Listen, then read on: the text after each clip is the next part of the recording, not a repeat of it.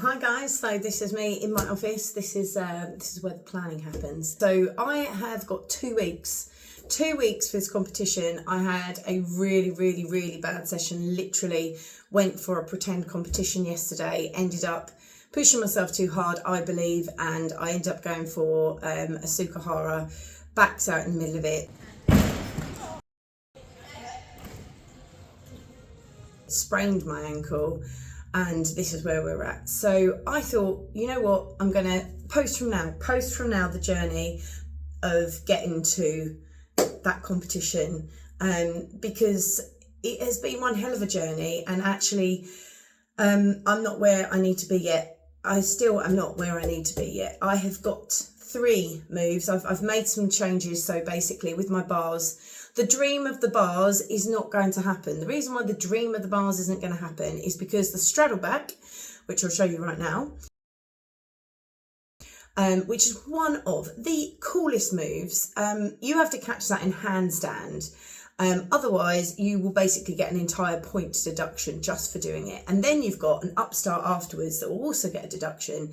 And it's technically, apparently pointless to go from one bar to another, which I don't really understand the rules, but whatever. So that one got ruled out. Then it came to the giant. Now the giant, as you can see here,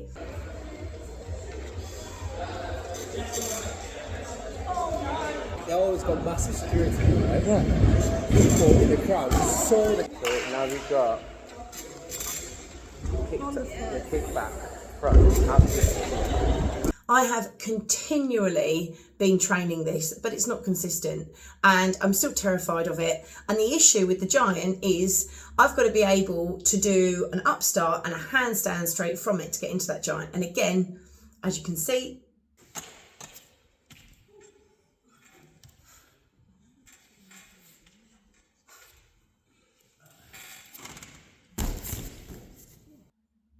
I am not quite there yet.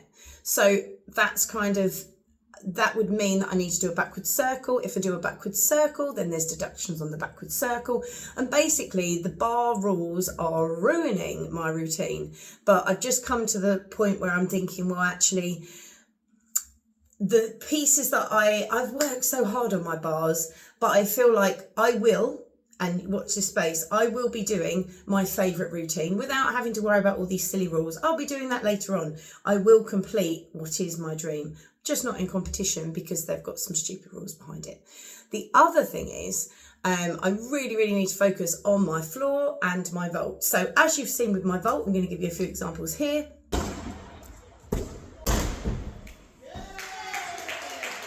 Oh, she's up for it. No, she's running to that towards in. Oh my God. Oh, she's face flandered as well. How did you manage to do that? How? It's the end of the session, Carlo. I've got This nothing is- left. I've got nothing left. It's not consistent, is it? Let's be honest. So sometimes I'm over rotating, sometimes I'm not rotating enough, and I haven't yet got it on a hard standing floor. And I've only got 2 weeks to go now. I've worked it out and I have got 10 sessions. I'm training so hard. I'm doing 5 sessions a week. But I believe like it is my dream to get this Sukahara into a competition. I've never done a Sukahara before in terms of like, I the first time I ever did a Sukahara, I was 32, maybe 33. And I remember as a child just watching people do that vault and just think, wow, I never thought in my life I'd ever be able to do it. And now I've got this dream that I want to be able to compete it. And I believe it's possible. So I am going to train my butt off to make that happen. And some of the little preps that I'm going to do, and I'm going to show you this prep. And one of the things I noticed is I actually don't have the core to be able to bring my knees up. So I really need to train a nice strong core. So I need to do a bit more core training as well. My body's going to hate me. I'm going to talk about my body routine and all of that and what I'm trying to do to tell my body I still love it when I'm putting it through this torture. But I'll do that in a bit. So yeah, the Sukahara, have to train that. I've got to get that onto a floor. I've got to be brave enough as well, because you know what, it's not just the capabilities, it's the mindset, you know. And then with that injured ankle, I've got to be really careful. So I'm going to train really hard to get that. Initially on 3 mats, and then I will be transferring that When am I transferring that? Sort of Thursday, apparently next week. But yeah, that's the plan. Anyway, then on floor, I had a block with my full twist and straight backs. I've got them back now. I can do them on a tumble. They're beautiful. Look at them. They're beautiful.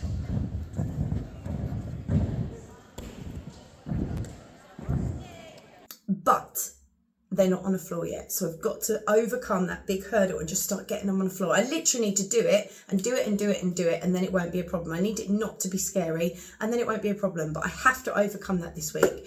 And again, yeah, that is where I am. When am I doing that? Tuesday, onto a blue mat, the hard end. Tuesday. Oh no, sorry. Yeah, Tuesday. Tuesday I'm going to do that. And then the other one is a full twisting straight front.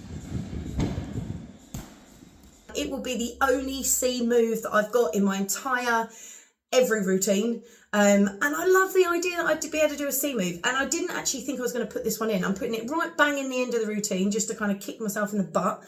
But I am just really dedicated to get this on the floor. And then I feel like my vault and my floor will be two routines that I am truly proud of.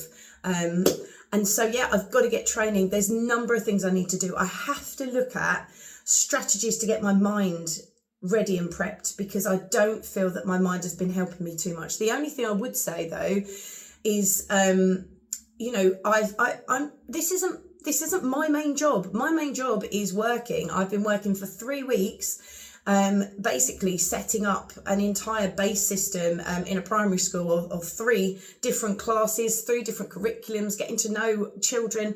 I've been exhausted, and I've had an hour, basically 2 hours every day commuting, and then commuting to my gymnastics. So I am officially pooped. And I think that that has really affected my mindset and my performance. So I'm really hopeful in these next 2 weeks, I'm going to get a good amount of sleep. I mean, today I woke up and there wasn't an alarm. It was an amazing thing. So that's one of the key things that I really need to do, is sort that mind out and figure out the techniques and strategies I'm going to use with that. I have been recording myself, like just saying, like, you can, trying to get that mentality, because what you believe is what you actually achieve. And I need to believe that this is possible. And I genuinely do believe all the moves that I'm trying to do, I know I can do. I've just got to overcome those fears. And when you're standing about to do it, it's the ability to not think too much and just go. That's what I struggle. That's my own personal journey. So, yeah, my mindset. The other aspect is my body. You know, how am I managing those injuries? I have been taking baths. I have been putting Epsom salts in. I do that after every session. I've got this amazing little contraption that I use on my my injury, so that just constantly massages my calves. I stretch out my hamstrings, and I'm doing everything I can to lose weight. I'll be really honest with you, I haven't lost weight. I haven't lost weight since I started this journey. If you look at my first video, where I think I posted on the second one, this is how you lose weight. Apparently, if I sleep more, then I'm going to lose weight. So let's see if it actually happens. At the moment, I'm 70 kg. I'm a heavy girl for a gymnast, and that makes it harder. I'm going to have to be proud of myself for the fact that actually being that heavy and being able to do the moves I can do means there must be some element of power in these bad boys. So, yeah. And yeah, body, mind, spirit, should we say? I don't know. It's about, you know, for me, I think it's about me remembering the journey, remembering why I'm doing this. And the reason why I am doing this is because I genuinely feel like when I turned 30, I remember someone else turning 30 and them saying that was the end of their life and that it was all downhill from there. And I remember thinking, no, it isn't. That's when I actually got back into gymnastics, and I learned to climb, and I was just learned to kayak, and I was learning all these amazing things. And I was just like, you know what? This is the start of my life. This is the start of me being the best I've ever been, you know. And I have been doing gymnastic moves and climbing moves and kayaking moves that I've never learnt before. And I personally think if you are constantly physically developing, how on earth can you talk about age? You know, age is degeneration. It is the point where you are unable to do something you could do before, in my perception. So for me, like, this journey is about proving that, you know, I am not at a point of it going back downhill. Yeah, I'm another decade on from 30, And I'm still on that mission. I feel like I proved enough in my 30s that I haven't hit my peak. And I think performing these moves will show that I am nowhere near